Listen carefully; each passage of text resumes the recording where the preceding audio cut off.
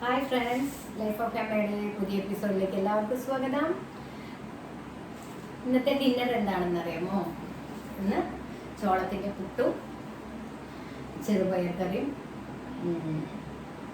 Chicken കറിയാണ്. കുക്കറിൽ വേവിച്ച ചിക്കൻ കറി. അപ്പോൾ എല്ലാവരും ചാനൽ കാണുന്നുണ്ടല്ലോ അല്ലേ? സബ്സ്ക്രൈബ് ചെയ്യണം, ലൈക്ക് ചെയ്യണം, ഷെയർ ചെയ്യണം, നല്ല നല്ല കമൻറ്റുകൾ അറിയിക്കണം കേട്ടോ.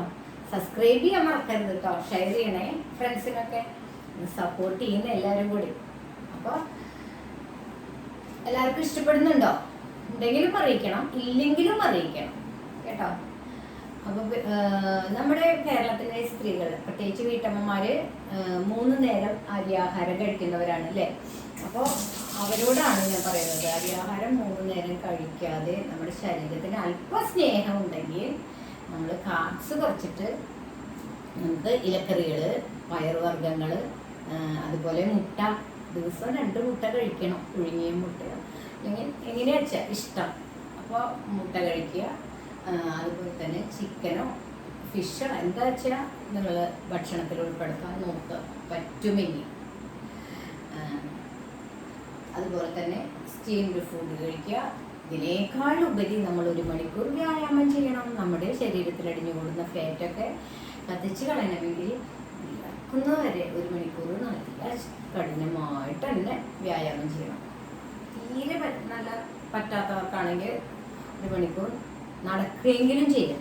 ഓക്കെ, അപ്പോൾ എല്ലാവരും വ്യായാമം ചെയ്ത് ഹെൽത്ത് ഈസ് വെൽത്ത് എന്നല്ലേ പറഞ്ഞിരിക്കുന്നത്. അപ്പോൾ നമ്മുടെ ധനം എന്ന് പറയുന്നത് നമ്മുടെ ശരീരത്തോടുള്ള സ്നേഹം തന്നെയാണ്. നമുക്ക് മടി വരുന്നത് എന്താണെന്ന് വെച്ച് കഴിഞ്ഞാൽ നമുക്ക് സ്നേഹക്കുറവ് വരുമ്പോഴാണ്, നമ്മളോട് ഇഷ്ടമില്ലാതെ വരുമ്പോഴാണ് മടി വരുന്നത് കേട്ടോ. പിന്നെ ജോലി തിരക്ക്, വീട്ടിലെ ജോലിയൊന്നും വ്യായാമമായിട്ട് കണക്കാക്കരുത് കേട്ടോ ആരും.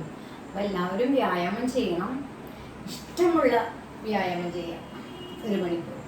ഓക്കെ, അപ്പോൾ കാർബ്സ് കുറയ്ക്കുക. ഈ ചോറ് കഴിക്കുന്നത് ഒന്ന് നിർത്തും കേട്ടോ പ്ലീസ്. അപ്പോൾ ഇന്ന് കാണാം ഇന്നത്തെ ഡിന്നർ എന്താണെന്ന്. ഇതാ സ്റ്റീംഡ് ഫുഡ്, ചോളം പുട്ട്, അതോടൊപ്പം ചെറുപയർ കറി, കുക്കറിൽ വേവിച്ച ചിക്കൻ കറി. അപ്പോൾ എല്ലാവരും ലൈക്ക് ചെയ്യണം, കമൻറ്റ് ചെയ്യണം, ഷെയർ ചെയ്യണം കേട്ടോ. അപ്പോൾ എല്ലാവർക്കും ശുഭരാത്രി, നല്ലത് വരട്ടെ എന്ന് ആശംസിച്ചുകൊണ്ട് ബൈ.